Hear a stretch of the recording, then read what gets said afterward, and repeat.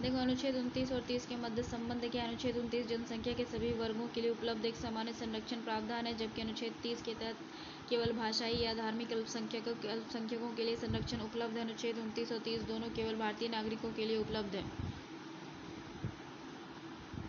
संपूर्ण महत्वपूर्ण वाद क्या है? सेंट स्टीफेंस बनाम दिल्ली विश्वविद्यालय 1992। इस वाद में उच्चतम न्यायालय ने आदेश दिया है कि अल्पसंख्यक संस्थानों को अपनी वार्षिक प्रवेश प्रक्रिया के दौरान कम से कम 50% स्थान अन्य वर्गों के लिए उपलब्ध कराने चाहिए तथा अन्य वर्गों के प्रवेश के लिए सिर्फ योग्यता को ही आधार माना जाना चाहिए।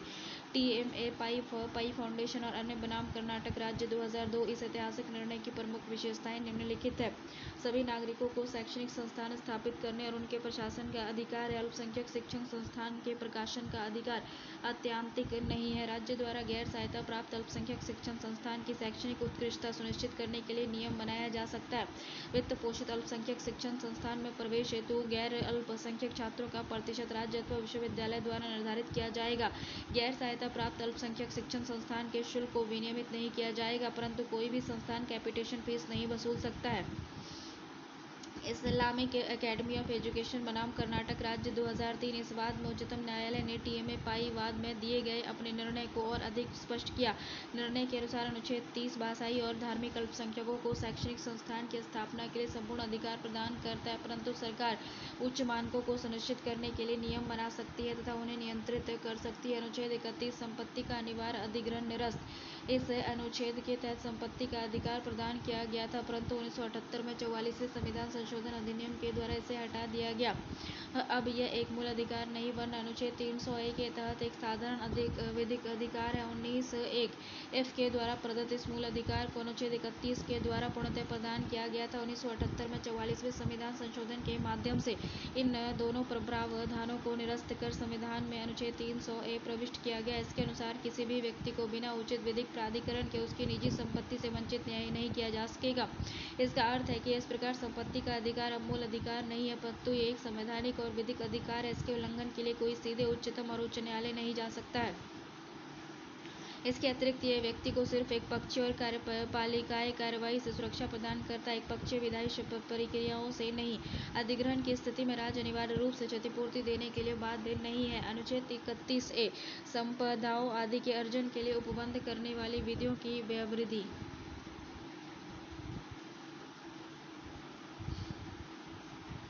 अनुच्छेद 31(a) को मूलतः संपत्ति का अधिकार अनुच्छेद 31, अनुच्छेद 14 और अनुच्छेद 19(1)(f) के अपवाद के रूप में अधिनियमित किया गया था। संपत्ति के अधिकार के उत्साधन के पश्चात भी इस अनुच्छेद को बनाए रखा गया है। यह कानून की 5 श्रेणियों को अनुच्छेद 14 से अनुच्छेद 19 द्वारा प्रदत्त मूल अधिकारों के उल्लंघन के आधार पर चुनौती दिए जाने और अवैध ठहराए जाने से सुरक्षित करता है।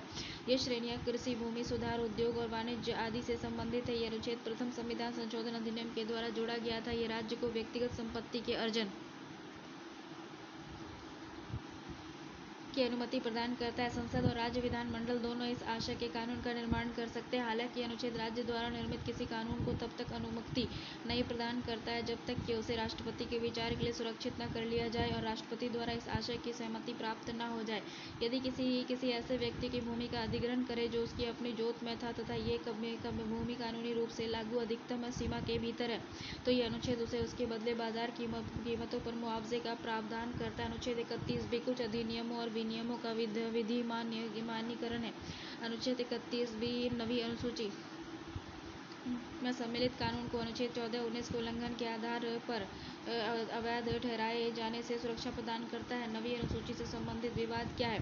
भूमि सुधार को बढ़ावा देने के लिए संविधान संशोधन के माध्यम से 1951 में संविधान में नवी अनुसूची शामिल की गई। इस अनुसूची का मूलभूत उद्देश्य जमींदारी प्रथा को समाप्त करना था। हालांकि बाद में इसका दुरुपयोग भी किया जाने लगा। वर्तमान में नवी अनुसूची में भूमि सुधार नियमों के अलावा अन्य बहुत से विवादित नियम भी सम्मिलित कर लिए गए हैं। तमिलनाडु का 59% आरक्षण का नियम, जो आरक्षण हेतु उच्चतम न्यायालय द्वारा तय 50% की उच्चतम सीमा का उल्लंघन करता है। नवी अनुसूची में सम्मिलित सभी विषयों को पूर्ण सुरक्षा प्रदान करने वाला अनुच्छेद 31(b) भूतलक्षी प्रभाव भी रखता है, अतः यदि किसी विधान को किसी न्यायालय द्वारा संवैधानिक असंवैधानिक भी घोषित कर दिया गया हो तो उस अनुसूची में शामिल होने की स्थिति में उसे लागू होने की तिथि से संवैधानिक मान लिया जाएगा। हालांकि 2007 के IR कोहिलो बाद में उच्चतम न्यायालय ने निर्णय दिया है कि 24 अप्रैल 1973 केशवानंद भारती बाद के निर्णय की तिथि के बाद नवी अनुसूची में शामिल किसी भी कानून को अनुच्छेद 14 से 19, 20, 21 द्वारा प्रदत्त मूल अधिकारों के उल्लंघन के आधार पर चुनौती दी जा सकती है। उच्चतम न्यायालय ने यह भी कहा है कि यदि नवी अनुसूची में सम्मिलित कोई कानून संविधान द्वारा प्रदत्त मूल अधिकारों को किस प्रकार संक्षिप्त या निषेधित करते हैं, संविधान के मूल ढांचे को नुकसान पहुंचाता है, तो ऐसे कानून न्यायिक पुनरावलोकन के दायरे में आएंगे और शून्य माने जाएंगे।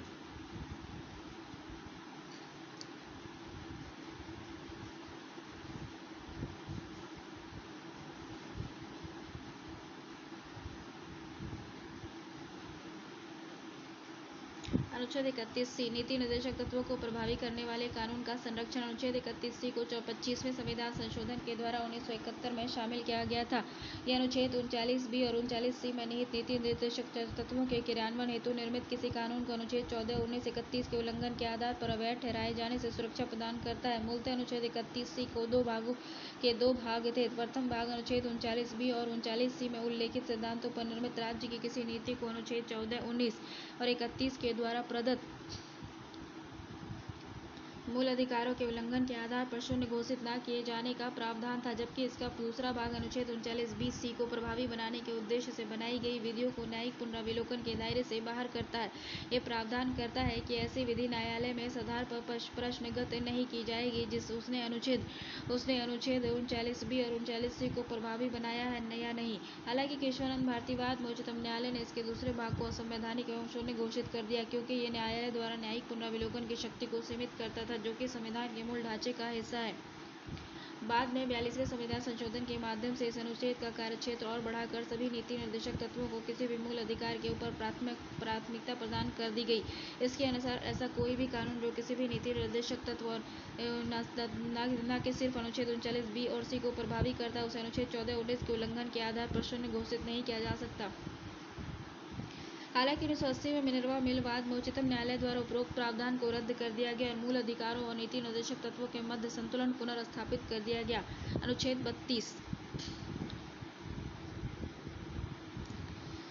32 संवैधानिक उपचारों का अधिकार। मूल पाठ भारत भाग 3 द्वारा प्रदत्त अधिकारों को प्रवर्तित करने के लिए उपचार। इस भाग द्वारा प्रदत्त अधिकारों को प्रवर्तित कराने के लिए समुचित कार्यवाहियों द्वारा उच्चतम न्यायालय में समावेदन करने का अधिकार प्रत्याभूत किया जाता है। इस भाग द्वारा प्रदत्त अधिकारों में से किसी को प्रवर्तित कराने के लिए उच्चतम न्यायालय को ऐसे निर्देश या आदेश या रिट जिनके अंतर्गत बंदी, प्रत्यक्षीकरण, परमादेश, प्रतिषेध अधिकार, पृच्छ और उत्प्रेषण रिट है जो कि भी समुचित हो निकालने की शक्ति होगी। उच्चतम न्यायालय को खंड 1 और 2 द्वारा प्रदत्त शक्तियों पर प्रतिकूल प्रभाव डाले बिना संसद उच्चतम न्यायालय द्वारा खंड 2 के अधीन प्रयोक्तव्य किन्हीं या सभी व्यक्तियों का किसी अन्य न्यायालय को अपनी अधिकारिता की स्थानीय सीमाओं के भीतर प्रयोग करने के लिए विधि द्वारा सशक्त कर सकेगी। अर्थात संसद को यह शक्ति प्राप्त है कि वह किसी अन्य न्यायालय को सभी प्रकार के निर्देश, आदेश और रिट जारी करने की शक्ति प्रदान करे। इस संविधान द्वारा अन्यथा उपबंधित के सिवा इस अनुच्छेद के द्वारा प्रत्यभूत अधिकार निलंबित नहीं किया जाएगा। विवरण हो गया। अनुच्छेद 32(1) मूल अधिकारों के प्रवर्तन के लिए उच्चतम न्यायालय में समावेदन एवं उपचार का अधिकार प्रदान करता है। हालांकि इसमें समुचित कार्यवाही के माध्यम से ही उच्चतम न्यायालय जाने का उल्लेख है। यह उच्चतम न्यायालय का कर्तव्य और व्यक्तियों का अधिकार है। उच्चतम न्यायालय समुचित कार्यवाही को निर्धारित कर सकता है। परंपरागत दृष्टिकोण यह है कि न्यायालय में समावेदन करने वाले व्यक्ति द्वारा वाद उचित प्रक्रिया द्वारा दायर किया जाना चाहिए। हालांकि उच्चतम न्यायालय ने इस दृष्टिकोण को जनहित याचिका, स्वतः संज्ञान पत्र व्यवहार आदि प्रक्रियाओं के द्वारा उदार बनाया गया है। अनुच्छेद 32 का महत्व। सभी मूल अधिकारों की श्रृंखला में संवैधानिक उपचार का अधिकार अत्यंत महत्वपूर्ण अधिकार है। साथ ही मूल अधिकारों के प्रवर्तन के लिए एक प्रभावी तंत्र का विद्यमान होना अनिवार्य है एवं उपचारों के बिना अधिकारों की घोषणा मूल्य विहीन है। अनुच्छेद 32 की अनुपस्थिति में अन्य मूल अधिकारों की उपादेयता संदिग्ध हो जाती है, क्योंकि ये मूल अधिकार ही नागरिकों को किसी अन्य मूल अधिकारों के उल्लंघन की दिशा में न्यायालय जाने का अधिकार प्रदान करता है और विधायिका और कार्यपालिका द्वारा किसी भी मूल अधिकार के उल्लंघन करने वाले विधि को शून्य घोषित करता है। अर्थात ये उच्चतम न्यायालय का न्यायिक पुनरावलोकन शक्ति को भी दर्शाता है। उच्चतम न्यायालय ने IR कोहलो बनाम तमिलनाडु राज्य 2007 वाद में कहा है कि अनुच्छेद 32 संविधान के मूल ढांचे का अभिन्न अंग है और इस अनुच्छेद ने ही मूल अधिकारों के संरक्षण के रूप में उच्चतम न्यायालय की स्थापना की है। मूल अधिकार के महत्व को देखते हुए शायद ही भीमराव अम्बेडकर ने इसे भारतीय संविधान की आत्मा कहकर संबोधित किया था। इस अनुच्छेद के अंतर्गत उच्चतम न्यायालय को संविधान द्वारा प्रदत्त मूल अधिकारों के लागू करने के लिए आवश्यक निर्देश, आदेश, लेख और रिट जारी करने का अधिकार प्राप्त है। यह अनुच्छेद विशेष रूप से विभिन्न निम्नलिखित लेखों का उल्लेख करता है: बंदी प्रत्यक्षीकरण रिट उच्चतम न्यायालय या उच्च न्यायालय द्वारा उस व्यक्ति के संबंध में जारी एक आदेश है जिसे हिरासत में लिया गया है, ये निरुद्ध किया गया हो। उसका अर्थ है उसके स्वतंत्रता के मूल अधिकार का उल्लंघन है। इसके तहत न्यायालय हिरासत में लिए गए व्यक्ति को सशरीर अदालत के सामने प्रस्तुत करने का आदेश जारी करता है। तत्पश्चात अदालत उसकी हिरासत में लिए जाने के कारण की जांच करती है और अगर इसकी हिरासत का कोई कानूनी औचित्य नहीं है तो उसे मुक्त किया जा सकता है। मैंडेमस परमादेश। मैंडेमस का अर्थ है हम आदेश देते हैं। उच्चतम न्यायालय, उच्च न्यायालय किसी भी व्यक्ति, कॉर्पोरेशन, निचली अदालत, सार्वजनिक प्राधिकरण या राज्य प्राधिकरण को जब वह अपने विधिक कर्तव्यों का निर्वहन न कर रहा हो एवं से किसी व्यक्ति का मूल अधिकार प्रभावित हो रहा हो तो उसको अपना कर्तव्य निभाने के लिए आदेश देता है। उत्प्रेषण हो गया। शाब्दिक रूप से कर्टेरियो का अर्थ है प्रमाणित होना। उत्प्रेषक रिट पहले से ही एक अवर न्यायालय, अधिकारण या अर्ध न्यायिक प्राधिकारी द्वारा पारित आदेश को निरस्त करने के लिए उच्चतम न्यायालय या किसी अन्य उच्च न्यायालय द्वारा जारी की जा सकती है। उत्प्रेषण के रिट जारी करने के लिए कई परिस्थितियों का होना आवश्यक है। जब भी कोई विधिक निकाय जिसे जनता के अधिकार को प्रभावित करने वाले किसी प्रश्न को अवधारित करने का विधिक अधिकार है, उसका कर्तव्य है कि वह न्यायिक रीतियों से कार्य करे। अपने विधिक पदाधिकार से बाहर जाकर कार्य करता है तो उस विनिश्चय को भी खंडित करने के लिए जो उसकी अधिकारिता से बाहर है, उत्प्रेषण की रिट जारी की जाती है। प्रोहिबिशन प्रतिषेध रिट का अर्थ रोकना या मना करना होता है और यह स्थगन आदेश के रूप में लोकप्रिय है। प्रतिषेध प्रोहिबिशन ये रिट तब जारी की जाती है जब कोई निचली अदालत या निकाय अपने प्राधिकार के अतिक्रमण का प्रयास करता है। प्रतिषेध की रिट किसी निचली अदालत या अर्ध न्यायिक निकाय को किसी विशेष वाद में जहाँ उन निकायों को कार्रवाई का अधिकार न हो, कार्रवाई करने से रोकने के लिए उच्च न्यायालय या उच्चतम न्यायालय द्वारा जारी किया जाता है। उस रिट के जारी किए जाने के बाद निचली अदालत में होने वाली कार्रवाई रुक जाती है। प्रतिषेध और उत्प्रेषक में अंतर है। जहाँ प्रतिषेध रिट प्रक्रिया या कार्रवाई के निलंबन के दौरान उपलब्ध होती है, वहीं उत्प्रेषण रिट केवल आदेश या निर्णय की उद्घोषणा के बाद ही जारी की जा सकती है। दोनों ही रिट विधिक निकायों के विरुद्ध जारी की जा सकती है। अधिकार परीक्षा हो गया। अधिकार परीक्षा का अर्थ है किसी अधिकार परीक्षा को वारंटो। अधिकार परीक्षा का अर्थ है किस वारंट द्वारा आपका प्राधिकार क्या है। यह किसी व्यक्ति को किसी ऐसे सार्वजनिक पद को धारण करने से रोकने की दृष्टि से जारी किया गया रिट है जिसे धारण करने के लिए वह योग्य नहीं है। रिट जारी करने के बाद वह आवश्यक हो जाता है कि संबद्ध व्यक्ति अदालत के समक्ष इस बात की व्याख्या करे कि वह किस प्राधिकार को उस पद धारण करता है। अधिकार परीक्षा जारी करने के लिए शर्तें क्या है, जैसे कार्यालय सार्वजनिक होना चाहिए, वह किसी विधि या स्वयं संविधान द्वारा स्थापित होना चाहिए, इसके लिए एक मूल कार्यालय का होना आवश्यक है, इसके प्राकार्य केवल अधीनस्थ के रूप में किसी और के प्रसाद प्रेरित नहीं होने चाहिए, किसी ऐसे व्यक्ति के उस पद पर नियुक्ति में संविधान या वैधानिक उपकरण का उल्लंघन न हुआ हो। अनुच्छेद 32(3) संसद मूल अधिकारों को लागू करने के लिए किसी भी अन्य अदालत को अधिकृत कर सकती है, शर्तें ऐसा करने के उपरांत उच्चतम न्यायालय की शक्तियां नकारात्मक रूप से प्रभावित न हो। अन्य अदालत जिसे रिट जारी करने के लिए प्राधिकृत किया गया है उसकी शक्तियां उसके अधिकार क्षेत्र की स्थानीय सीमाओं के भीतर सीमित हो। अनुच्छेद 32(4) यह अनुच्छेद 359 के तहत निर्धारित विशेष तरीके से अनुच्छेद 32 के निलंबन का प्रावधान करता है।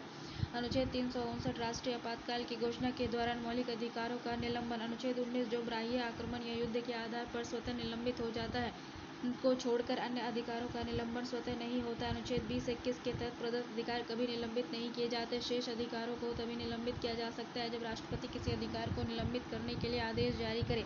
अपने आदेश में राष्ट्रपति को निलंबित किए जाने वाले अधिकार, उसकी निलंबन की अवधि और उसकी भौगोलिक सीमा का स्पष्ट विवरण देना होता है। अनुच्छेद 33 मूल अधिकारों के सुरक्षा बलों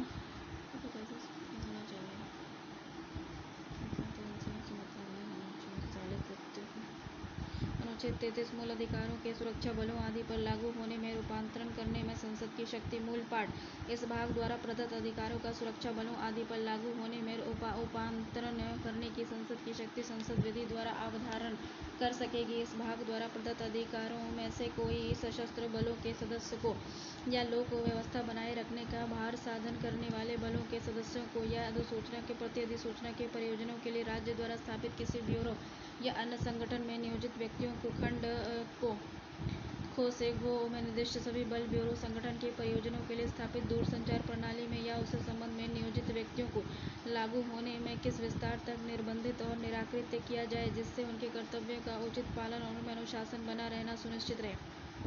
विवरण। अनुच्छेद 33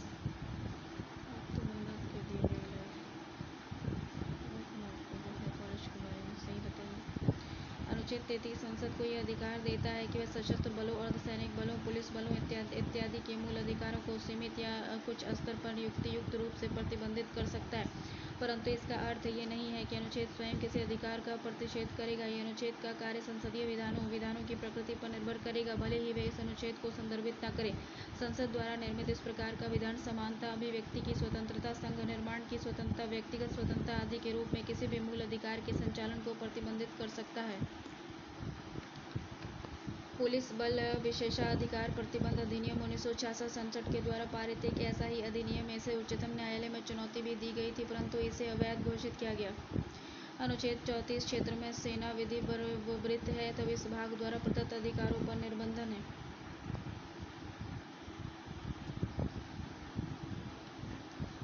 जब किसी क्षेत्र में सेना विधि प्रवृत्त है, तब उस भाग द्वारा प्रदत्त अधिकारों पर निर्बंधन। इस भाग में पूर्वगामी उपबंधों में किसी बात के होते हुए भी संसद विधि द्वारा संघ या किसी राज्य की सेवा में किसी व्यक्ति की या किसी अन्य व्यक्ति की किसी ऐसे कार्य के संबंध में क्षतिपूर्ति कर सकेगी जो उसे भारत के राज्य क्षेत्र के भीतर किसी ऐसे क्षेत्र में जहाँ सेना विधि प्रवृत्त थी व्यवस्था के बनाए रखने या पुनः स्थापन के संबंध में किया गया हो। ऐसे क्षेत्र में सेना विधि के अधीन पारित दंडादेश दिए गए दंड अवदिष्ट संप्रहण और किए गए कार्यों को विधिक मान्य कर सकेगी। विवरण। यह अनुच्छेद मार्शल लॉ के लागू होने की स्थिति में मूल अधिकारों को सीमित या प्रतिबंधित करने से संबंधित है।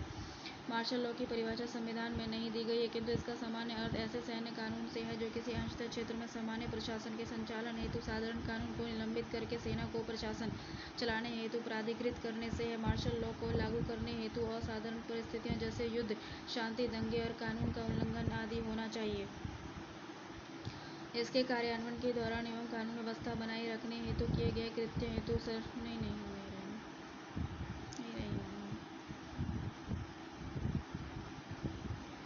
इसके कार्यान्वयन के दौरान एवं कानून व्यवस्था बनाए रखने हेतु किए गए कृत्य हेतु सरकारी कर्मचारी को सुरक्षा प्रदान की गई है। इसके क्रियान्वयन के दौरान मूल अधिकारों पर प्रतिबंध को इस आधार पर चुनौती नहीं दी जा सकती कि मूल अधिकार का उल्लंघन करता है।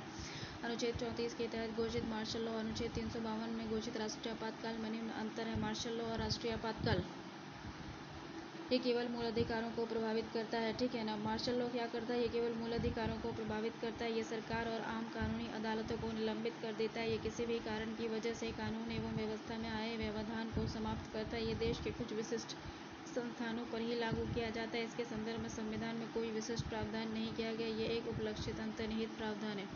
लेकिन राष्ट्रीय आपातकाल से सिर्फ मूल अधिकार ही प्रभावित नहीं होते, अपितु केंद्र राज्य संबंध, राजस्व वितरण और केंद्र और राज्य की विधायी शक्ति पर भी प्रभाव डालता है और सरकार का कार्यकाल भी बढ़ सकता है। इसमें सरकार और आम कानूनी अदालतें कार्य करती हैं। इसमें सरकार और आम कानूनी अदालतें काम करती है। सिर्फ 3 आधारों पर लगाया जा सकता है: युद्ध, बाह्य आक्रमण, सशस्त्र विद्रोह। या तो पूरे देश में या से किसी भी हिस्से में लगाया जा सकता है। इसके संदर्भ में संविधान में विशिष्ट और विस्तृत प्रावधान किए गए हैं। स्पष्ट है। अनुच्छेद के भाग 35 भाग 3 के उपबंध को प्रभावी करने के लिए विधान।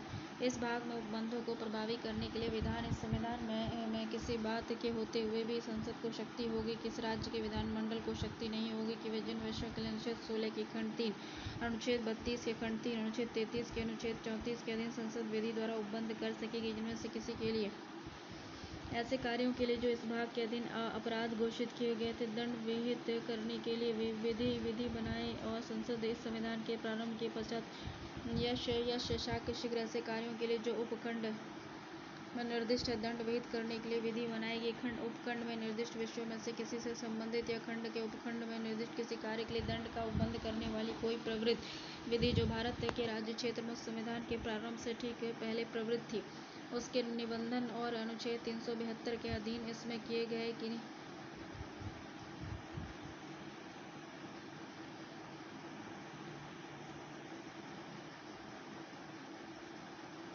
किन्हीं अनुकूलों और उपांतरणों के अधीन रहते हुए तब तक प्रवृत्त रहेगी जब तक उसका संसद द्वारा परिवर्तन या निरसन या संशोधन नहीं कर दिया जाता। स्पष्टीकरण: इस अनुच्छेद में प्रवृत्त विधि पद का वही अर्थ है जो अनुच्छेद 372 में है। विवरण: इसका उद्देश्य कुछ विशेष मूल अधिकारों को प्रभावी बनाने और उनके उल्लंघन की दिशा में दंडित करने हेतु पूरे देश में कानून के समरूपता हेतु संसद को शक्ति संपन्न करना है। इस प्रकार के विधि निर्माण की शक्ति मात्र संसद के पास है, राज्य विधानमंडल के पास नहीं है। कुछ विशेष मूल अधिकारों को प्रभावी बनाने संबंधी संसद की शक्ति: अनुच्छेद 16 किसी राज्य, केंद्र शासित या स्थानीय प्राधिकारों में रोजगार हेतु निवास संबंधी अनिवार्य है। अनुच्छेद 32 मूल अधिकारों के क्रियान्वयन हेतु उच्चतम और उच्च न्यायालय के अतिरिक्त अन्य न्यायालयों को प्राधिकृत करना है। अनुच्छेद 33 विभिन्न सशस्त्र बल, अर्धसैनिक बल, खुफिया एजेंसी के समुचित क्रियाकलाप और अनुशासन को बनाए रखने हेतु मूल अधिकारों पर प्रतिबंध हेतु। अनुच्छेद 34 मार्शल लॉ के कार्यान्वयन के दौरान निष्पादित कृत्यों के क्षतिपूर्ति हेतु मूल अधिकारों के उल्लंघन की दिशा में दंडित करने हेतु संसद की शक्ति। अनुच्छेद 17 अस्पृश्यता की समाप्ति एवं छुआछूत के आचरण को दंडित करने हेतु विधि निर्माण संबंधी शक्ति। उदाहरण के लिए नागरिक अधिकार संरक्षण अधिनियम 1955, अनुसूचित जाति और जनजाति संशोधन अधिनियम 2015 बनाया गया। अनुच्छेद 23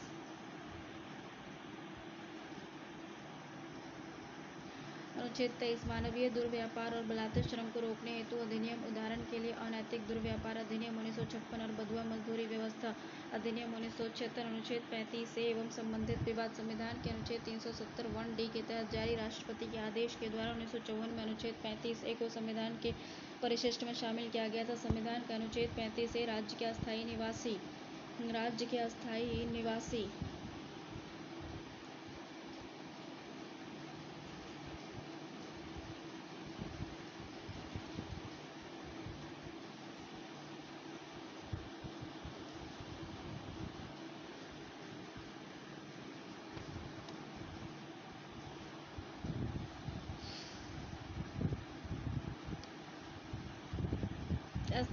और उनके विशेष अधिकारों को परिभाषित करने के लिए जम्मू कश्मीर विधानमंडल को शक्ति प्रदान करता है। इसके तहत राज्य के बाहर विवाह करने वाली महिलाओं को संपत्ति के अधिकारों से वंचित कर दिया जाता है। इन अधिकारों से उनके बच्चे भी वंचित रहेंगे। अनुच्छेद 35 ए बाहरी व्यक्ति को जम्मू कश्मीर के राज्य में संपत्ति खरीदने से प्रतिबंधित करता है।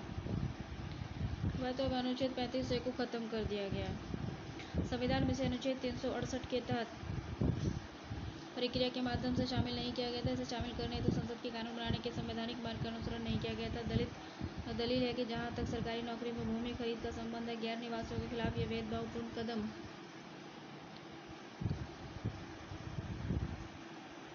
कश्मीर पाकिस्तान से आए कुछ शरणार्थी जो कि विभाजन के दौरान भारत में आए थे ने जम्मू कश्मीर के अस्थायी निवासी के विशेष अधिकार और विशेष अधिकारों के संरक्षण प्रदान करने वाले संविधान अनुच्छेद 35 ए को चुनौती देने वाली याचिका को उच्चतम न्यायालय में दाखिल किया गया। क्या मूल अधिकार अत्यंतिक है? मूल अधिकार किसी व्यक्ति को अत्यंतिक शक्ति नहीं प्रदान करते हैं। ये युक्तियुक्त रूप से सीमित अधिकार है। गोपालनवाद 1950 में उच्चतम न्यायालय ने स्पष्ट कहा है कि अत्यंतिक स्वतंत्रता जैसी कोई भी संकल्पना अस्तित्व नहीं रखती, क्योंकि ऐसी स्थिति राजा अराजकता की स्थिति बना सकती है। वहीं दूसरी ओर यदि राज्य को अत्यंतिक अधिकार प्राप्त हो जाए तो तानाशाही का उदय होगा। मूल अधिकारों का उद्देश्य विधि के शासन की स्थापना है, इसलिए व्यक्तियों के अधिकारों एवं सामाजिक अपेक्षाओं के मध्य संतुलन होना अत्यधिक आवश्यक है। यही कारण है कि संविधान संसद को यह शक्ति प्रदान करता है कि वह व्यक्ति के मूल अधिकारों पर युक्तियुक्त और तर्कसंगत प्रतिबंध लगा सकता है। युक्तियुक्त प्रावधानों के प्रमुख आधार निम्नलिखित अनुच्छेद 19(2) में वर्णित आधार क्या है? महिलाओं और बच्चों के सहित अनुसूचित जाति। अनुच्छेद 19(2) में वर्णित आधार क्या है? महिला और बच्चों सहित अनुसूचित जाति, अनुसूचित जनजाति, अन्य पिछड़ा वर्ग और समाज के अत्यंत कमजोर वर्गों की उन्नति, आम जनता, सार्वजनिक व्यवस्था, शालीनता और नैतिकता के हित में भारत की संप्रभुता, अखंडता, राज्य की सुरक्षा, विदेशी राज्यों के साथ मित्रतापूर्ण संबंध, मूल अधिकारों पर आपातकाल का प्रभाव। अनुच्छेद 358, 359 राष्ट्रीय आपातकाल में मूल अधिकार का प्रभाव का वर्णन करते हैं। अनुच्छेद 358 अनुच्छेद 19 द्वारा प्रदत्त मूल अधिकारों के निलंबन से संबंधित है, जबकि अनुच्छेद 359 मूल अधिकारों के निलंबन से संबंधित है। अनुच्छेद 359 अन्य मूल अधिकारों के निलंबन अनुच्छेद 20 और 21 प्रदत्त मूल अधिकारों के अतिरिक्त से संबंधित है। जब कभी संविधान के अनुच्छेद 352 के अंतर्गत युद्ध और बाह्य आक्रमण के कारण आपातकाल की घोषणा की जाती है तो संविधान के अनुच्छेद 19 में उल्लेखित स्वतंत्रता संबंधी अधिकार का क्रियान्वयन निलंबित रहता है। उपरोक्त आधार पर आपातकाल की घोषणा के उपरांत राष्ट्रपति संविधान के अनुच्छेद 359 के अंतर्गत एक दूसरा आदेश जारी कर अन्य मूल अधिकारों के क्रियान्वयन को भी स्थगित कर सकता है। मूल अधिकारों की आलोचना। यद्यपि ये मूल अधिकारों कहे जाते हैं परंतु इन पर असंख्य प्रतिबंध हैं। इसके अतिरिक्त युक्त में शामिल है। ये न्यायालयों के बदलती व्याख्याओं पर निर्भर करता है। ये अधिकार केवल राजनीतिक अधिकार प्रदान करते हैं। हालांकि राजनीतिक स्वतंत्रता तब तक व्यर्थ है जब तक कि सामाजिक और आर्थिक स्वतंत्रता प्राप्त न हो जाए। ये अधिकार अपरिवर्तनीय नहीं है। संसद द्वारा इसमें कटौती की जा सकती है। इनमें से अधिकांश राष्ट्रीय आपातकाल के दौरान निलंबित हो जाते हैं। ये मूल अधिकारों के उल्लंघन के संदर्भ में उपचार काफ़ी महंगा है, अधिक समय लेने वाला और व्यवहार में अधिकांश जनसंख्या की पहुंच से बाहर है। मूल अधिकारों का महत्व क्या है? उपयुक्त आलोचनाओं के बावजूद मूल अधिकार हमारे देश के उदार लोकतांत्रिक ढांचे की आधारशिला का निर्माण करती है। स्वतंत्रता के बाद के अनुभव से पता चलता है कि न केवल उसने लोकतंत्र की जड़ों को मजबूत बनाने में मदद की है अपितु न्यायालय की उदार व्याख्या ने व्यक्तिगत अधिकारों के दायरे का अत्यंत विस्तार भी किया है। वर्तमान में ये कार्यकारी निरंकुशता और विधायी मनमानेपन के विरुद्ध एक महत्वपूर्ण संरक्षण प्रदान करता है। राज्य के नीति निर्देशक तत्व। चैप्टर नीति निर्देशक तत्व भारतीय संविधान की अनोखी विशेषता है। इसमें एक कल्याणकारी राज्य का लक्ष्य निहित है। Doctor BR Ambedkar. नीति निर्देशक तत्व राष्ट्रीय चेतना के आधारभूत स्तर का निर्माण करते हैं। पायली। नीति निर्देशक तत्व संविधान सभा के उद्देश्यों और आकांक्षाओं के घोषणा पत्र है। KC वेयर। राज्य के नीति निर्देशक तत्व DPSP। एक परिचय।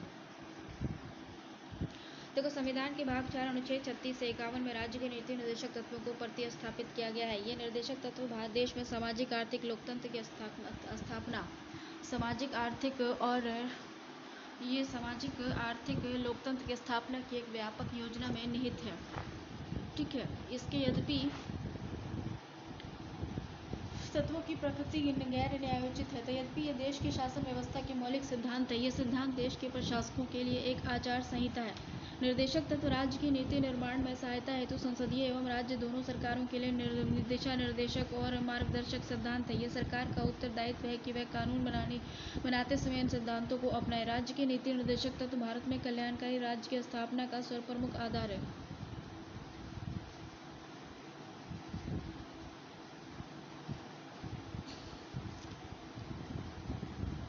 राज्य के नीति निर्देशक तत्व भारत में कल्याणकारी राज्य की स्थापना का सर्वप्रमुख आधार है। ये एक कल्याणकारी राज्य की स्थापना का उद्देश्य रखने वाली नीतियों द्वारा सामाजिक आर्थिक आधारों को मजबूत किए बिना राजनीतिक लोकतंत्र की प्राप्ति असंभव है। कल्याणकारी राज्य शासन की वह संकल्पना है जिसमें राज्य नागरिकों के विशेषतः कमजोर, वंचित और अति संवेदनशील वर्गों के कल्याण का उत्तरदायित्व प्राथमिक रूप से ग्रहण करती है। राज्य के द्वारा सामाजिक आर्थिक असमानताओं को कम करने और सतत एवं समावेशी विकास सुनिश्चित करने का प्रयास किया जाता है। सामाजिक सुरक्षा और आर्थिक कल्याण सुनिश्चित किए जाने के पश्चात ही व्यक्तिगत अधिकारों का अर्थपूर्ण ढंग से उपभोग किया जा सकता है। संविधान की प्रस्तावना में जिन पदार्थों की प्राप्ति का लक्ष्य रखा गया है, ये उन आदर्शों की ओर बढ़ने के लिए मार्ग प्रशस्त करता है। अनेक महत्वपूर्ण अधिकारों जैसे कि आजीविका का अधिकार, सामाजिक सुरक्षा आदि को मूल अधिकारों के रूप में सम्मिलित नहीं किया गया है। इन अधिकारों को निर्देशक तत्वों के रूप में स्थान दिया गया है जिससे समतापूर्ण समाज की स्थापना की जा सके। नीति निर्देशक सिद्धांतों का ऐतिहासिक विकास क्या है? जैसे 1944 में सर्वदलीय सम्मेलन के द्वारा गठित स्प्रू समिति ने 1945 में अपनी रिपोर्ट प्रस्तुत की। संविधान सभा ने भारतीय संविधान में मूल अधिकारों और अन्य अधिकारों की व्यवस्था करने हेतु इस सीमित समिति द्वारा की गई अनुशंसाओं को स्वीकार किया। इस समिति ने न्यायोचित और गैर न्यायोचित अधिकार दो वर्गों का सुझाव दिया। भारतीय संविधान में मूल अधिकार एवं अन्य अधिकार न्यायोचित अधिकार के रूप में सम्मिलित किए गए हैं, जबकि संविधान के भाग 4 में राज्य के नीति निर्देशक तत्वों के रूप में गैर न्यायोचित अधिकारों का उल्लेख किया गया है। ये निर्देशक तत्व मुख्य रूप से सामाजिक आर्थिक विकास के लिए उचित नीति निर्माण हेतु सरकार के लिए अनुदेश पत्र की प्रकृति के होते हैं। नीति निर्देशक सिद्धांतों के प्रेरक तत्व कौन से हैं? जैसे कि भारतीय संविधान में वर्णित नीति निर्देशक तत्व विभिन्न कारकों द्वारा प्रभावित होते हैं। जिसमें से नीति निर्देशक तत्वों की संकल्पना आयरलैंड के संविधान से ग्रहण की गई थी। भारत शासन अधिनियम 1935 में अनुदेशों का दस्तावेज सम्मिलित था। निर्देशक तत्व भारत शासन अधिनियम 1935 में उल्लेखित उन्हीं अनुदेशों के समान है। भारतीय स्वतंत्रता संग्राम को प्रभावित करने वाली पश्चिमी उदार लोकतांत्रिक विचारों को भारतीय परिस्थितियों के अनुसार परिवर्तित कर सम्मिलित किया गया। उन्हें कल्याणकारी राज्य की लोक नीतियों के लिए नैतिक दिशा निर्देशों के रूप में भारतीय संविधान में अंगीकृत किया गया। समकालीन समाजवादी विचारों ने भी संविधान निर्माताओं को प्रभावित किया। उदाहरणार्थ कुछ निर्देशक तत्व श्रमिक कल्याण से संबंधित है। संविधान सभा महात्मा गांधी के दार्शनिक विचारों से भी प्रभावित थी। उदाहरण के लिए पंचायत ग्राम उद्योग को प्रोत्साहन प्रदान करने आदि से संबंधित निर्देशक सिद्धांतों का भाग 4 में समावेश किया गया। नीति निर्देशक तत्वों की विशेषताएं क्या है? नीति निर्माण के लिए निर्देश ये संघीय एवं राज्य स्तरीय सरकारों के लिए सार्वजनिक नीति निर्माण में उन सिद्धांतों को यथासंभव लागू करने हेतु निर्देश है। राजनीतिक बहुमत को नियंत्रित और संतुलित करना। डॉक्टर भीमराव अंबेडकर के अनुसार निर्देशक तत्व सत्ता में आने वाली किसी भी दल के लिए सीमा निर्धारित करते हैं। ये राजनीतिक बहुमत द्वारा भविष्य के भारतीय राज्य से संबंधित संविधान सभा की परिकल्पना एवं मूल्यों को खंडित करने हेतु किए गए प्रयासों के विरुद्ध सुरक्षा प्रदान करते हैं। नॉन इनफोर्सिएबल प्रकृति। अनुच्छेद 37 के अनुसार नीति निर्देशक तत्व न्यायालय में स्वतः परिवर्तनीय नहीं होते। ये तब भी लागू होते हैं यदि कोई कानून कुछ निर्देशक सिद्धांतों को प्रभावी बनाने के लिए निर्मित किया जाता है, जैसे आजीविका के अधिकार हेतु मनरेगा का लाया जाना। डॉक्टर अंबेडकर के अनुसार इन्हें मात्र नैतिक आदेश नहीं माना जा सकता, यद्यपि इन्हें क्रियान्वित करवाने हेतु कानूनी शक्ति विद्यमान नहीं है, परंतु इसकी पृष्ठभूमि में राजनीतिक शक्ति अर्थात जनमत निहित है। अतः कोई भी सरकार इन निर्देशों की अवहेलना नहीं कर सकती। प्रस्तावना का विस्तार। नीति निर्देशक तत्व प्रस्तावना में निहित मूल्यों का विस्तार है। उदाहरण देखो, ये प्रस्तावना में निहित समाजवादी लोकतंत्र की स्थापना का मार्ग प्रशस्त करता है। 42वें संविधान संशोधन अधिनियम के द्वारा जोड़े गए शब्द समाजवादी को अनुच्छेद 38-39 के द्वारा अर्थपूर्ण बनाने का प्रयास किया गया है। अनुच्छेद 40 में वर्णित स्थानीय स्वशासन के संदर्भ में 73वें संशोधन के द्वारा लोकतंत्र शब्द को अधिक सार्थक और समावेशी रूप देने का प्रयास किया गया है। मूल अधिकारों और नीति निर्देशक तत्वों के मध्य परस्पर संबंध है। प्रमुखवाद। मूल अधिकारों का उद्देश्य व्यक्तियों को उनके विकास हेतु आवश्यक एवं अनुचित नियंत्रण से मुक्त उचित अवसर प्रदान करना है। एक कल्याणकारी समाज के लिए नीति निर्देशक तत्व आवश्यक है। मूल अधिकारों और नीति निर्देशक तत्वों के मध्य टकराव संविधान के आरंभ से ही स्पष्ट विद्यमान है।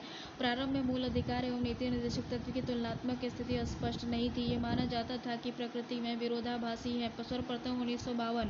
सर्वप्रथम 1952 में चंपाकम दोराई राजन। बाद में इस विषय पर चर्चा हुई। संविधान के आरंभ के बाद से न्यायिक घोषणाओं और संवैधानिक संशोधनों की एक श्रृंखला ने दोनों के मध्य संतुलन को परिवर्तित कर दिया। मद्रास राज्य बनाम चंपाकम दोराई राजन। बाद 1951 में उच्चतम न्यायालय ने निर्णय दिया कि राज्य के नीति निर्देशक सिद्धांतों को उन्हें स्पष्ट अनुच्छेद 37 के अनुसार न्यायोचित नहीं बनाया गया है। साथ ही उच्चतम न्यायालय ने आदेश दिया कि संविधान में मूल अधिकार का अध्याय अनुल्लंघनीय है।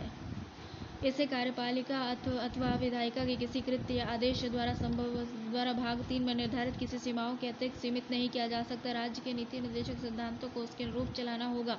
निर्देशक तत्वों को मूल अधिकार के अध्याय के रूप में और उनके सहायक के रूप में कार्य करना होगा। इसका तात्पर्य यह है कि मूल अधिकारों एवं निर्देशक तत्वों के मध्य किसी भी तरह के टकराव की स्थिति में मूल अधिकार प्रभावी होगा। गोलकनाथ बनाम वाद 1967 में उच्चतम न्यायालय ने मूल अधिकारों को निर्देशक तत्वों की तुलना में वरीयता देते हुए कहा कि संसद को मूल अधिकारों को संशोधित करने की शक्ति प्राप्त नहीं है। निर्देशक तत्वों को लागू करने के लिए मूल अधिकारों में संशोधन नहीं किया जा सकता। गोलकनाथ वाद में भावी प्रत्यादेश के सिद्धांत को लागू किया गया, जिसके उच्चतम न्यायालय ने अपने स्वयं के निर्णय में सुधार कर सकती थी। गोलकनाथ वाद में दिए गए निर्णय को निष्प्रभावी बनाने के लिए 1971 में 25वां संशोधन अधिनियम पारित किया गया। इसके द्वारा मूल अधिकारों के अंतर्गत अनुच्छेद 31C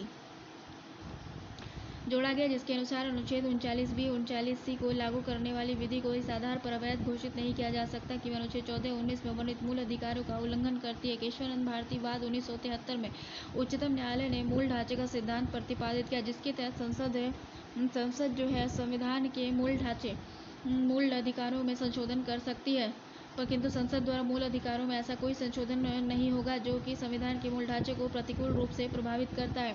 42वां संविधान संशोधन अधिनियम 1976 के द्वारा नीति निर्देशक तत्वों की सर्वोच्चता और प्राथमिकता को मूल अधिकारों पर प्रभावी बनाया गया है। इसके तहत अनुच्छेद 31C का और अधिक विस्तार करते हुए इसके दायरे में अनुच्छेद 39B 39C के स्थान पर भाग 4 में वर्णित सभी निर्देशक तत्वों को सम्मिलित कर लिया गया है। मिनर्वा मिल्स वाद 1980 में उच्चतम न्यायालय के द्वारा संविधान में संशोधन करने की संसद की शक्तियां मूल ढांचे के सिद्धांत द्वारा सीमित कर दी गई है। उच्चतम न्यायालय ने ये व्यवस्था भी दी है कि संविधान का अस्तित्व भाग 3 भाग 4 के संतुलन में निहित है। एक दूसरे पर थोपने से संविधान की मूल भावना बाधित होती है। उन्नी कृष्णम बनाम आंध्र प्रदेश वाद 1993 में भी उच्चतम न्यायालय द्वारा यह स्पष्ट किया गया है कि भाग 3 और भाग 4 परस्पर पूरक है। साथ ही मूल अधिकार भाग 4 में निहित नीति निर्देशक तत्वों के लक्ष्य को प्राप्त करने के साधन है। इस प्रकार मूल अधिकारों एवं नीति निर्देशक तत्वों की एक दूसरे के संदर्भ में अंतिम स्थिति निम्नलिखित है। मूल अधिकार और निर्देशक तत्व एक दूसरे के अनुपूरक हैं और एक दूसरे को पूर्णतः प्रदान करते हैं। दोनों एक साथ मिलकर भारत में समावेशी लोकतंत्र हेतु आधार प्रदान करते हैं। तुलनात्मक रूप से मूल अधिकारों की कानूनी स्थिति अधिक बेहतर है, परंतु ये नीति निर्देशक तत्वों के महत्व को कमजोर नहीं करता। निश्चित समय अवधि के दौरान उदार व्याख्या के सिद्धांत के प्रयोग से उच्चतम न्यायालय के द्वारा अनुच्छेद 21 के तहत कई निर्देशक तत्वों को सम्मिलित किया गया है। निर्देशक तत्वों को प्रभावी बनाने वाले किसी विशेष कानून की वैधता की जांच करने के लिए जो मूल अधिकारों में कटौती करता है, उच्चतम न्यायालय द्वारा निम्नलिखित सिद्धांत लागू किए जाते हैं। मूल ढांचे का सिद्धांत, अधिकारों का स्वर्णिम त्रिभुज, the golden triangle of rights, अनुच्छेद 14, 19, 21। उच्चतम न्यायालय ने सामंजस्यपूर्ण संरचना हार्मोनियस रिकंस्ट्रक्शन के सिद्धांत को स्पष्ट किया है। इस सिद्धांत का गूढ़ अर्थ है कि भारत के संविधान में उल्लिखित मूल अधिकार एवं नीति निर्देशक तत्व वास्तव में एक ही व्यवस्था के अंग हैं। इन दोनों का लक्ष्य भी एक ही है, व्यक्तिगत व्यक्तित्व का विकास तथा लोक कल्याणकारी राज्य की स्थापना। साथ ही मिनर्वा मिल्स प्रकरण में उच्चतम न्यायालय के तत्कालीन मुख्य न्यायाधीश चंद्रचूड़ ने कहा कि भारतीय संविधान अपने भाग 3 और भाग 4 पर दृढ़तापूर्व आधारित है। इसमें किसी एक को प्रधानता देने का अर्थ संविधान की समरसता में विध्वंस से डालना है। मूल अधिकार और राज्य की नीति निर्देशक तत्वों के मध्य जो समरसता और संतुलन है, वह संविधान के मूल ढांचे का एक परमावश्यक तत्व है।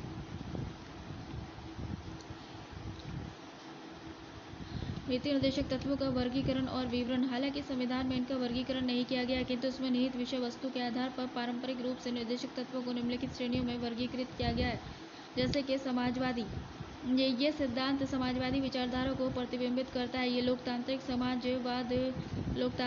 समाजवाद राज्य के ढांचे को स्थापित करता है। इनका उद्देश्य सामाजिक और आर्थिक न्याय प्रदान करने के साथ ही कल्याणकारी राज्य की स्थापना का मार्ग प्रशस्त करना है। राज्य की आय की असमानताओं को कम करने का प्रयास करेगा। अनुच्छेद 38(2) काम की न्यायसंगत और मानवोचित दशाओं का तथा प्रसूति सहायता। अनुच्छेद 42 कर्मकारों के लिए निर्वाह मजदूरी इत्यादि। अनुच्छेद 43 गांधीवादी हो गया। ये सिद्धांत गांधीवादी विचारधारा पर आधारित है। ये राष्ट्रीय आंदोलन के दौरान गांधी द्वारा प्रदत्त संकल्पनाओं और सिद्धांतों का प्रतिनिधित्व करते हैं। गांधी जी के सपनों को साकार करने के लिए उनके कुछ विचारों को नीति निर्देशक तत्वों के रूप में सम्मिलित किया गया है। ग्राम पंचायत का संगठन। अनुच्छेद 40 मादक पेय और स्वास्थ्य के लिए हानिकारक औषधि के उपभोग का प्रतिषेध। अनुच्छेद 43 गायों और बछड़ों और अन्य दुधारू और वाहक पशुओं की नस्लों के परिरक्षण एवं उनके वध का प्रतिषेध। अनुच्छेद 48 है उदारवादी।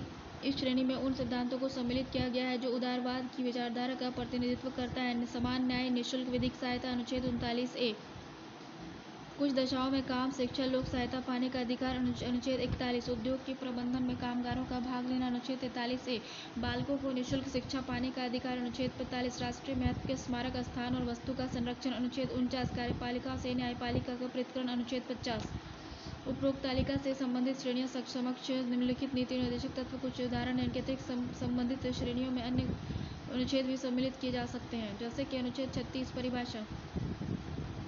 इस भाग में जब तक कि संदर्भ में अन्यथा अपेक्षित न हो, राज्य का वही अर्थ है जो भाग 3 में है। अनुच्छेद 37 इस भाग में अंतर्विष्ट तत्वों का लागू होना। इस भाग में अंतर्विष्ट संबंध किसी न्यायालय द्वारा अपरिवर्तनीय नहीं है, किंतु फिर भी इसमें अधिकाधिक तत्व देश के शासन में मूलभूत है। विधि बनाने में इन तत्वों को लागू करने और राज्य का कर्तव्यों का विवरण। अनुच्छेद 37 के अनुसार निर्देशक तत्व गैर न्यायोचित प्रकृति के होंगे। हालांकि लोग नीति की प्रकृति और दिशा के संबंध में राज्य को निर्देश देने में निर्देशक तत्व अत्यधिक महत्वपूर्ण है, लेकिन निर्देशक तत्वों के उल्लंघन को किसी भी न्यायालय में चुनौती नहीं दी जा सकती। अनुच्छेद 38 समाजवादी राज्य लोक कल्याण की अभिवृद्धि हेतु सामाजिक व्यवस्था बनाएगा। राज्य ऐसी सामाजिक व्यवस्था की जिसमें सामाजिक, आर्थिक, राजनीतिक, न्याय, राष्ट्रीय जीवन की सभी संस्थाओं को अनुप्रमाणित करे और भरसक प्रभावी रूप से स्थापना और संरक्षण करके लोक कल्याण की अभिवृद्धि का प्रयास करे। राज्य विशिष्टता आय की असमानताओं को कम करने का प्रयास करेगा, न केवल विशिष्टों के बीच बल्कि विभिन्न क्षेत्रों में रहने वाले या विभिन्न व्यवसायों में लगे हुए लोगों के समूहों के बीच भी प्रतिष्ठा, सुविधा और अवसरों की असमानता को समाप्त करने का प्रयास करेगा। विवरण हो गया अनुच्छेद 38 समाजवादी विचारधारा से संबंधित सिद्धांत है। ये देश में लोगों के साथ साथ विभिन्न क्षेत्रों के मध्य विद्यमान असमानता को कम करने का प्रयास करता है। ये राज्य के आर्थिक, सामाजिक और राजनीतिक न्याय जैसे लक्ष्यों को भी दर्शाता है। ये अनुच्छेद जाति व्यवस्था के कारण भारतीय समाज में पारंपरिक रूप से विद्यमान परिस्थिति के अंतर को समाप्त करने का प्रयास करता है। साथ ही ये राज्य को अनिवार्य रूप से शिक्षा के अवसर में समानता के साथ ही रोजगार सुनिश्चित करने हेतु प्रयास करने के लिए भी दिशा निर्देशित करता है। अनुच्छेद 39 समाजवादी राज्य द्वारा अनुसरणीय कुछ नीति तत्व। राज्य अपनी नीति का विशिष्ट और इस प्रकार संचालन करे कि सुनिश्चित रूप से पुरुष और स्त्री सभी नागरिकों को समान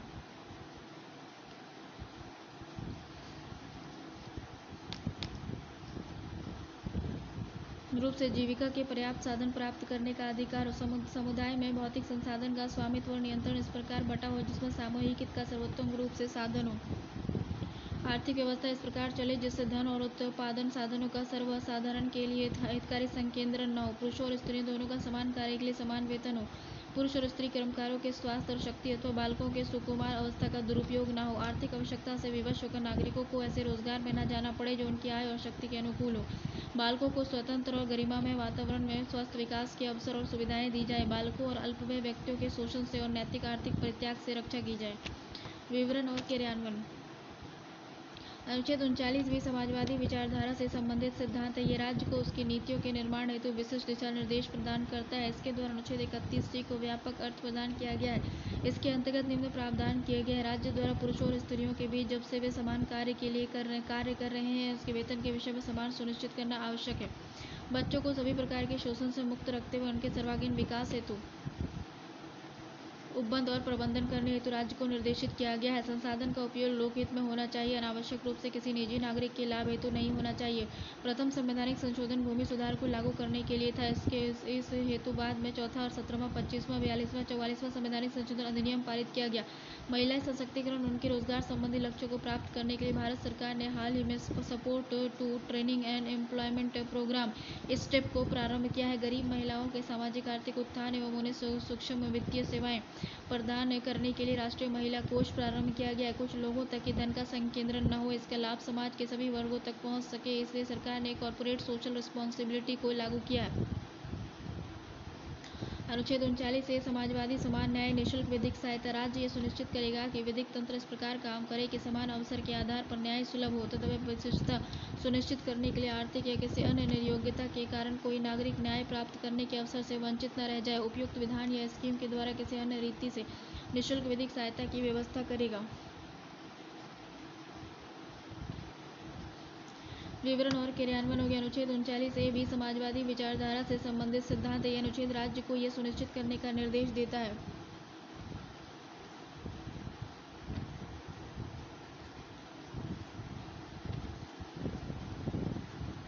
कि देश की न्यायिक प्रणाली सभी के लिए समान रूप से उपलब्ध हो। राज्य को इस हेतु निःशुल्क विधिक सहायता प्रदान करनी चाहिए। उल्लेखनीय है कि केंद्र सरकार द्वारा उपरोक्त उद्देश्य की प्राप्ति हेतु राष्ट्रीय विधिक सेवा प्राधिकरण अधिनियम 1987 पारित किया गया। यह अनुच्छेद संविधान में 42वें संविधान संशोधन अधिनियम 1976 द्वारा जोड़ा गया।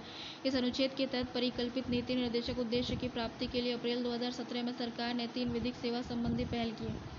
Pro bono legal services. Pro bono legal service यह एक वेब आधारित प्लेटफॉर्म है जो वकीलों को स्वैच्छिक रूप से इस माध्यम के साथ जुड़कर वंचित वर्गों को निःशुल्क विधिक सहायता प्रदान करने का उपबंध करता है। Tele law services. Tele law services सरकार द्वारा ग्रामीण क्षेत्र में रहने वाले गरीब और कमजोर लोगों को सरल और मुफ्त कानूनी सहायता प्रदान करने के लिए टेली लॉ सर्विसेज प्रारंभ की गई है। इस योजना में कॉमन सर्विस सेंटर से वीडियो कॉन्फ्रेंसिंग के माध्यम से जरूरतमंदों को वकील द्वारा मुफ्त कानूनी सहायता प्रदान की जाएगी। न्याय मित्र इसका उद्देश्य लंबित पड़े वादों का शीघ्रता से निपटान करेगा। न्याय मित्र। अनुच्छेद 40 गांधीवादी ग्राम पंचायत का संगठन।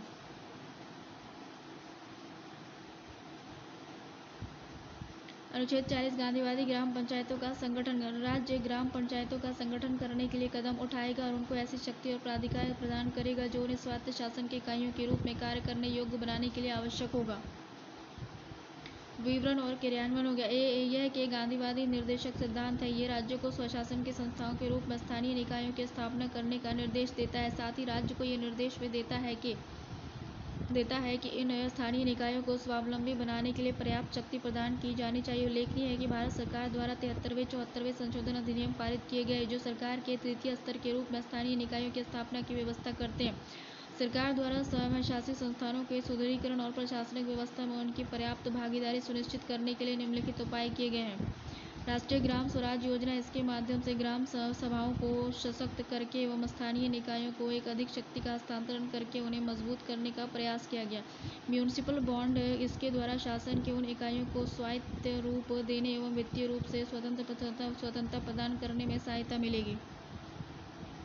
अनुच्छेद 41 समाजवादी, कुछ दशाओं में काम, शिक्षा और लोक सहायता पाने का अधिकार। राज्य अपनी आर्थिक सामर्थ्य और विकास की सीमाओं के भीतर काम पाने और शिक्षा पाने और बेकारी और बुढ़ापा, बीमारी और निःशक्तता और अन्य अंडर रिजर्व्ड अभाव की दशाओं में लोक सहायता पाने के अधिकार को प्राप्त करने का प्रभावी उपबंध करेगा। विवरण एवं क्रियान्वयन होंगे। ये एक समाजवादी सिद्धांत है। राज्य अपनी आर्थिक सामर्थ्यता और उपलब्ध संसाधन के अंतर्गत विभिन्न कल्याणकारी कार्यक्रमों को प्रारंभ करेगा, विशेष रूप से उन लोगों के लिए जो स्वयं के लिए प्रबंधन करने में असमर्थ हैं, जो वृद्ध एवं निःशक्तजन है आदि है। राज्य के द्वारा ऐसे व्यक्ति के लिए राष्ट्रीय सामाजिक सहायता कार्यक्रम प्रारंभ किया गया है। इसके तहत उन्हें मासिक पेंशन प्रदान की जा रही है। काम करने के अधिकार को मनरेगा के तहत एक विधिक अधिकार के रूप में स्थापित कर दिया गया है। ये आंशिक रूप से उस निर्देश सिद्धांत को कार्यान्वित करता है। इस अनुच्छेद में निर्देशित लक्ष्यों की प्राप्ति के लिए सरकार ने अटल पेंशन योजना, वरिष्ठ पेंशन बीमा योजना के माध्यम से वृद्धों की आयु की सुरक्षा सुनिश्चित करने का प्रयास किया है। राष्ट्रीय वयोश्री योजना के माध्यम से वृद्ध व्यक्तियों से संबंधी आवश्यक सहायता उपकरण को उपलब्ध कराने का प्रयास किया गया है। इस अनुच्छेद में निःशक्त और दिव्यांगजनों से संबंधी लक्ष्यों की प्राप्ति, उनके सशक्तिकरण, उनके लिए अनुकूल स्थान के निर्माण और उनके आवागमन को आसान बनाने हेतु सुगम्य भारत कार्यक्रम प्रारंभ किया गया। अनुच्छेद 42 समाजवादी, काम की न्याय संगत। अनुच्छेद 42 समाजवादी, काम की न्याय संगत और मानवोचित दशा तथा प्रसूति सहायता का उपबंध। अनुच्छेद 42 राज्य काम की न्याय संगत और मानवोचित दशा को सुनिश्चित करने के लिए एक प्रसूति सहायता के लिए उपबंध करेगा। विवरण और क्रियान्वयन। इसमें राज्य को निर्देश दिया गया है कि वह काम की न्याय संगत और मानवोचित दशाओं को सुनिश्चित करने के लिए कार्य करेगा, साथ ही वह प्रसूति सहायता की भी व्यवस्था करेगा। न्यूनतम मजदूरी अधिनियम 1948, बाल श्रम प्रतिषेध विनिमय अधिनियम 1986 आदि को श्रमिक वर्गों के हितों के संरक्षण के लिए लागू किया गया है। सरकार द्वारा प्रसूति सहायता संबंधी उद्देश्य की पूर्ति हेतु हाल ही में मातृत्व लाभ संशोधन अधिनियम 2017 लागू किया गया। इसके अंतर्गत महिलाओं को सवेतन अवकाश, क्रेच सुविधा और अनेक लाभों से संबंधित प्रावधान को सम्मिलित किया गया है। वहीं दूसरी ओर प्रधानमंत्री सुरक्षित मातृत्व अभियान, जननी सुरक्षा योजना, किलकारी योजना आदि के माध्यम से संस्थागत प्रसव और चिकित्सकीय सुविधाओं को सार्वभौमिक बनाने का प्रयास किया जा रहा है। श्रमिकों की स्थिति में सुधार हेतु दीनदयाल उपाध्याय श्रमेव जयते कार्यक्रम में प्रारंभ किया गया है। अनुच्छेद 43 समाजवादी और गांधीवादी, कर्मकारों के लिए निर्वाह मजदूरी आदि। राज्य उपयुक्त विधान और आर्थिक संगठन के द्वारा किसी अन्य रीति से कृषि के उद्योग या अन्य प्रकार के सभी कर्मकारों को काम, निर्वाह मजदूरी, शिष्ट जीवन स्तर, अवकाश, संपूर्ण उपभोग सुनिश्चित करने वाली काम की दशा और सामाजिक एवं सांस्कृतिक अवसर प्राप्त कराने का प्रयास करेगा। विशिष्टता गांवों में कुटीर उद्योग को व्यक्तिगत और सहकारी आधार पर बढ़ाने का प्रयास करेगा। विवरण एवं क्रियान्वयन। यह अनुच्छेद गांधी जी के ग्रामोदय के सिद्धांत से भी संबंधित है। गांवों में लघु और कुटीर उद्योग का विकास राज्य सूची का विषय है। राज्य द्वारा ग्राम विकास जीवन स्तर में सुधार करने के लिए अनेक बोर्ड, निगम और आयोगों की स्थापना की गई है। राज्य द्वारा गांवों में लघु और कुटीर उद्योग की स्थापना को प्रोत्साहित करने के लिए अनेक कदम उठाए जा रहे हैं। हैंडलूम बोर्ड, हस्तशिल्प board, jute board, silk board आदि का ग्रामीण क्षेत्रों में कुटीर उद्योग के विकास हेतु स्थापना किया गया है। इस अनुच्छेद के निहित उद्देश्य की प्राप्ति और वित्त, तकनीक, कौशल आदि संबंधी समस्याओं के समाधान हेतु मुद्रा योजना, जीरो इफेक्ट, जीरो डिफेक्ट योजना आदि प्रारंभ की गई। अनुच्छेद 43 से समाजवादी उद्योग के प्रबंधन में कर्मकारों का भाग लेना। राज्य किसी उद्योग में लगे हुए उपक्रमों, स्थानों और संगठनों के प्रबंधन में कर्मकारों का भाग लेना सुनिश्चित करने के लिए उपयुक्त विधान द्वारा किसी अन्य रीति से कदम उठाएगा। विवरण। अनुच्छेद 43 से संविधान में 42वें संविधान संशोधन अधिनियम 1976 के द्वारा जोड़ा गया था। ये समाजवादी संकल्पना पर आधारित तत्व है। श्रमिकों के जीवन स्तर में सुधार, उनकी गरिमा और प्रतिष्ठा की सुरक्षा और औद्योगिक इकाई के प्रशासन में उनकी पर्याप्त भागीदारी सुनिश्चित कराने के लिए प्रावधान उपबंधित किया गया। अनुच्छेद 43 समाजवादी और गांधीवादी सहकारी समिति का उन्नयन।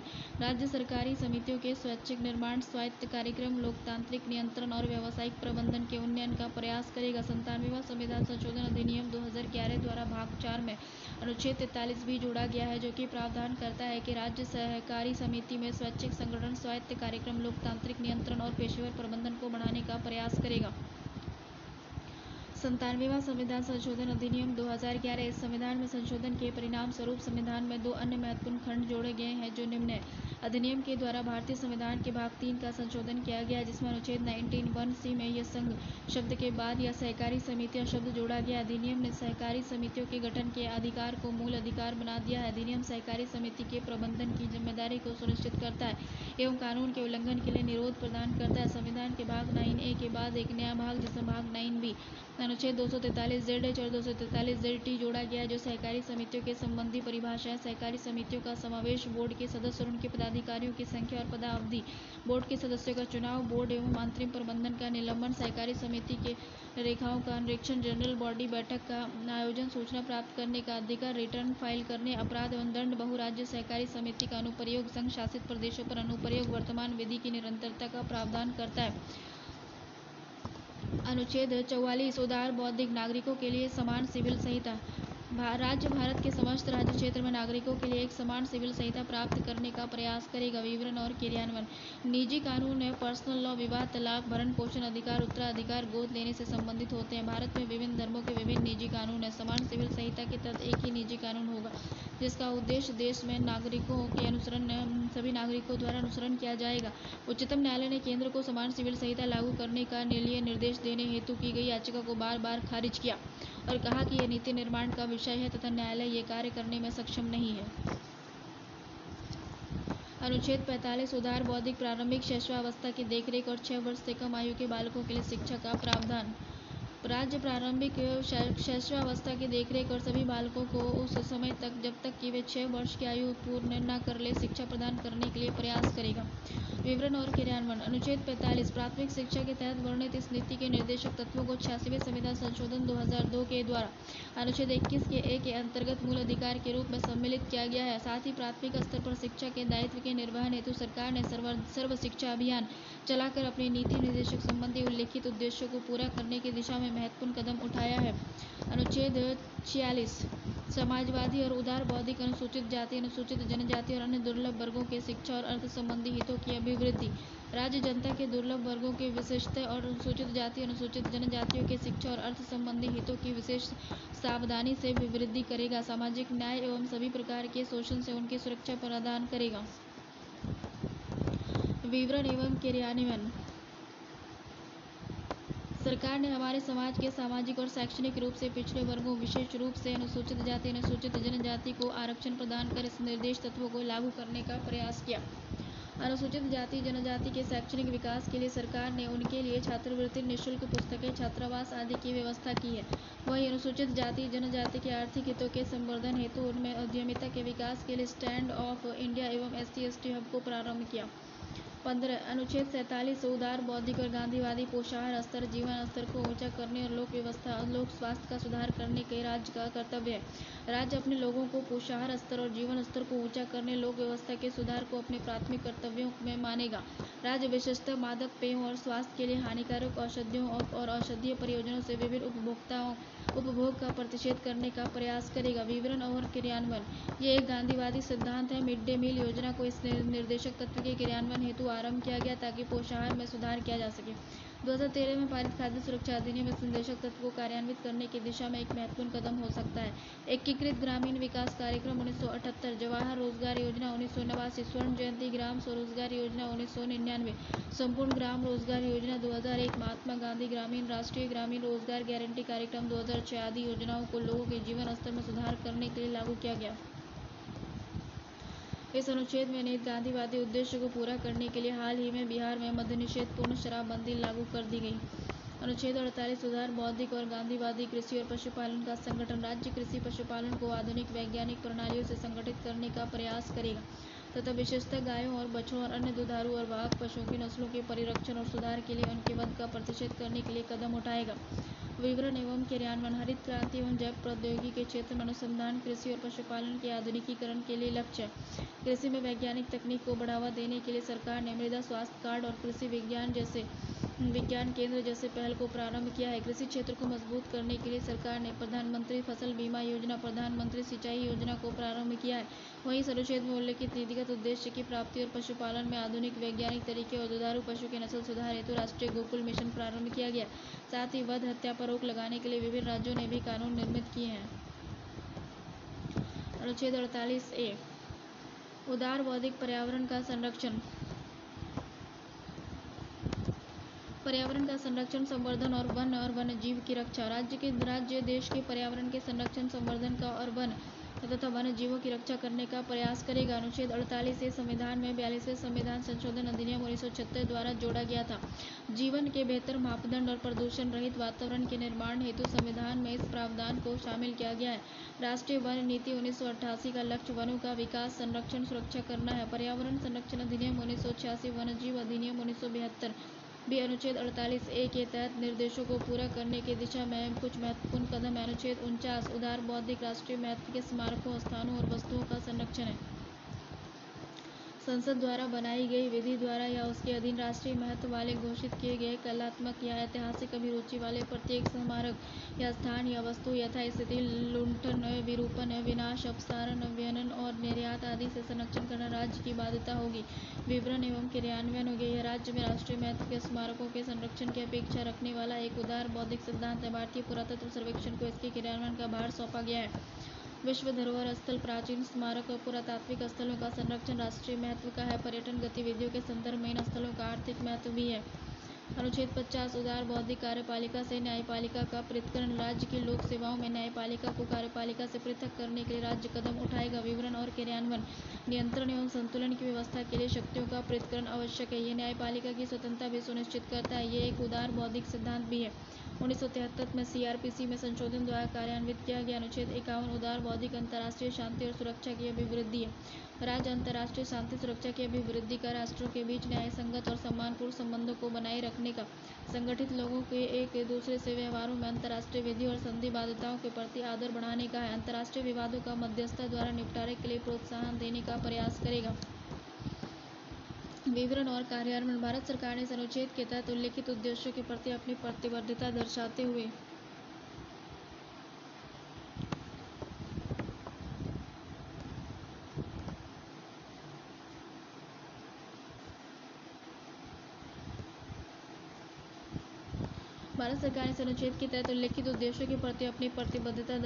अपने विदेश नीति में गुट निरपेक्षता, पंचशीलता, संयुक्त राष्ट्र चार्टर के प्रति निष्ठा और शांति मिशनों में भागीदारी और पूर्ण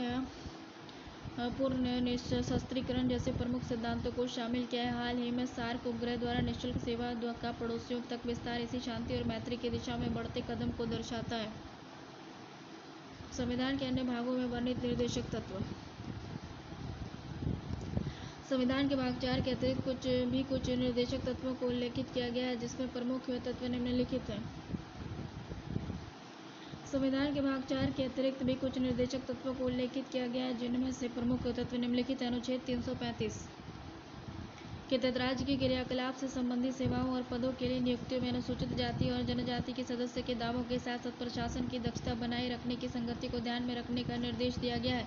अनुच्छेद 350A इसके अनुसार प्रत्येक राज्य एवं राज्य के प्राधिकारियों का ये कर्तव्य होगा कि भाषाई अल्पसंख्यक वर्ग के बच्चों को प्राथमिक स्तर तक मातृभाषा में शिक्षा प्रदान करने की व्यवस्था की जाए।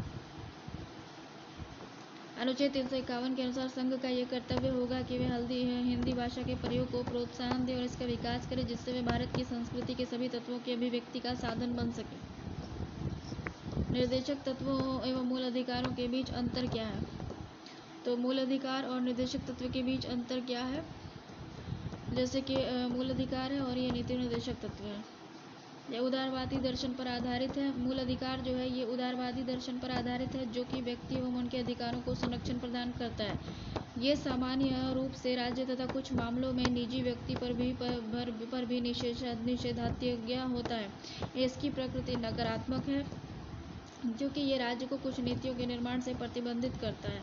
मूल अधिकार न्यायालय में परिवर्तनीय है। संवैधानिक उपचार अनुच्छेद 32 का अधिकार स्वयं मूल अधिकार है। न्यायपालिका को मूल अधिकारों में कटौती करने और उसे किसी कानून को अमान्य घोषित करने की शक्ति प्रदान की गई है। संविधान के भाग 3 में उल्लिखित मूल अधिकार राजनीतिक लोकतंत्र का आधार है। मूल अधिकार व्यक्ति केंद्रित होता है जबकि निर्देशक तत्व समूह केंद्रित है। निर्देशक तत्व हो गया, देखो ये अलग अलग विचारधारा जैसे कल्याणकारी राज्य, फेबियन समाजवाद, गांधीवादी, पर्यावरणवाद, राष्ट्रीयता आदि को प्रतिबिंबित करता है। संघ राज्य सरकारों के साथ ही अन्य अधिकारियों से नीति निर्माण में निर्देशक तत्वों का मूल निर्देशकों के रूप में अनुसरण किए जाने की अपेक्षा की जाती है। निर्देशक तत्व की प्रकृति सकारात्मक होती है, यह राज्य का सकारात्मक दायित्व होता है। अनुच्छेद 37 के अनुसार नीति निर्देशक तत्व न्यायालय में परिवर्तनीय नहीं है, अतः निर्देशक तत्व हेतु संवैधानिक उपचार की व्यवस्था उपलब्ध नहीं है। निर्देशक तत्व देश में सामाजिक आर्थिक लोकतंत्र की स्थापना निर्धारित करता है। निर्देशक तत्व भारत को एक कल्याणकारी राज्य के रूप में स्थापित करता है। उच्चतम न्यायालय ने मूल अधिकार और निर्देशक तत्व के बीच संबंध स्थापित करने के लिए सामंजस्यपूर्ण संरचना का सिद्धांत दिया है। संविधान सभा के विधिक सलाहकार BN राव के अनुसार मूल अधिकार और निर्देशक तत्व योजना में एकीकृत होते हैं। वे संविधान सभा में एक ही योजना के रूप में प्रस्तुत किए जाते हैं। यहाँ तक कि नेहरू रिपोर्ट में वे एक ही इकाई के भाग थे। संसाधनों की कमी के कारण निर्देशक तत्वों को लागू किए जाने की असमर्थता से संवैधानिक संकट उत्पन्न हो सकता है। इस संकट से बचने के लिए मूल अधिकारों एवं निर्देशक तत्वों की पृथक व्यवस्था की गई है। संविधान निर्माण के पश्चात सम्मिलित किए गए नीति निर्देशक तत्व क्या हैं? देखो, भारतीय संविधान के आरंभ के बाद संविधान के भाग 4 के समय समय पर कुछ संशोधन किए गए हैं, अनेक अनुच्छेद जोड़े गए हैं। ये निम्नानुसार है, जैसे कि प्रभावित अनुच्छेद हो गया 38, 2 परिवर्तन जोड़ा गया है। स्रोत 42वां संविधान संशोधन अधिनियम 1976। 39A ये अनुच्छेद है, ठीक है। 39A जोड़ा गया है 42वें संविधान संशोधन अधिनियम 1976 के द्वारा। 39F जो है वो जोड़ा गया है 42वें संविधान संशोधन अधिनियम 1976 के द्वारा। 43A जोड़ा गया है 42वें संविधान संशोधन अधिनियम 1976 के द्वारा। 43B भी जोड़ा गया है 97वां संविधान संशोधन अधिनियम 2011 के द्वारा। 45 जो है संशोधित मूल पाठ है, ये 46वां संविधान संशोधन 86वां संविधान संशोधन अधिनियम 2002 के द्वारा। 48A हो गया, जोड़ा गया है 42वां संविधान संशोधन अधिनियम 1976 के द्वारा।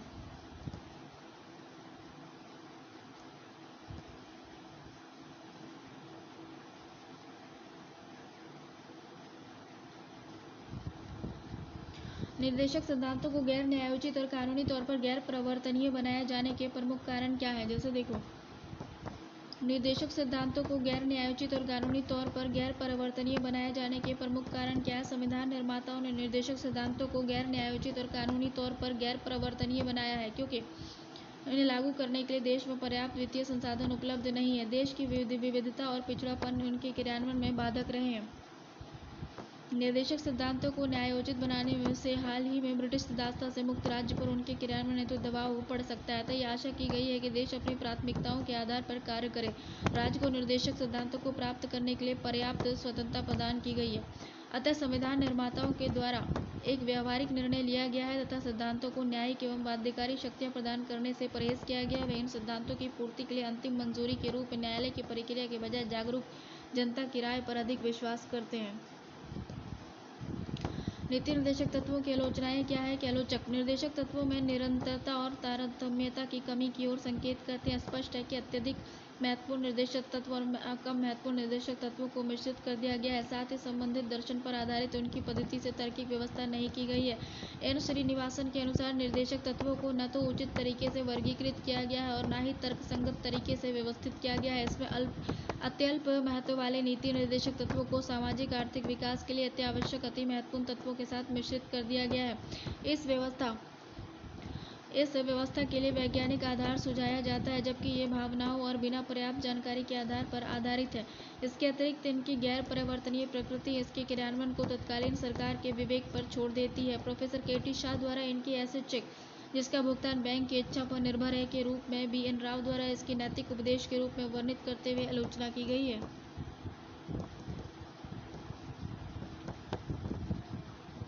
ये तर्क दिया गया है कि चूंकि संविधान देश का बुनियादी कानून है, इसमें कुछ भी ऐसा सम्मिलित नहीं होना चाहिए जो गैर न्यायोचित है। इसके अतिरिक्त उनके इस आधार पर आलोचना की गई है कि वे संघीय ढांचे में बाधा उत्पन्न करते हैं। निर्देशक तत्व संघ और राज्य दोनों सरकारों हेतु निर्देश देता है। अधिकांश निर्देशक तत्व राज्य सूची के विषय से संबंधित है।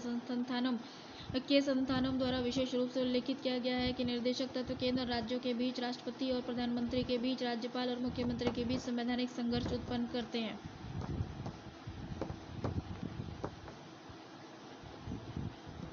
उनके अनुसार केंद्र सरकार इन सिद्धांतों के कार्यान्वयन से संबंध में राज्यों को निर्देश दे सकती है तथा गैर अनुपालन की स्थिति में राज्य सरकार को बर्खास्त कर सकती है। निर्देशक सिद्धांतों का उल्लंघन करने वाले किसी विधेयक को राष्ट्रपति द्वारा इस आधार पर अस्वीकार कर सकते हैं कि ये सिद्धांत देश के शासन के मूल सिद्धांत हैं।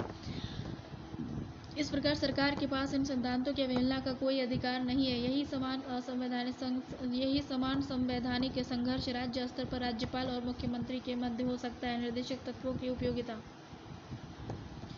निर्देशक तत्वों का लक्ष्य भारत में राजनीतिक लोकतंत्र के आदर्शों के साथ साथ सामाजिक और आर्थिक लोकतंत्र भी स्थापित करता है। वे सत्तारूढ़ शासन को उनके राजनीतिक स्वभाव की परवाह किए बिना एक व्यापक दिशा प्रदान करते हैं तथा इस प्रकार ये सरकारों में परिवर्तन के बावजूद नीतियों में कुछ हद तक स्थिरता को बनाए रखने में मदद करते हैं।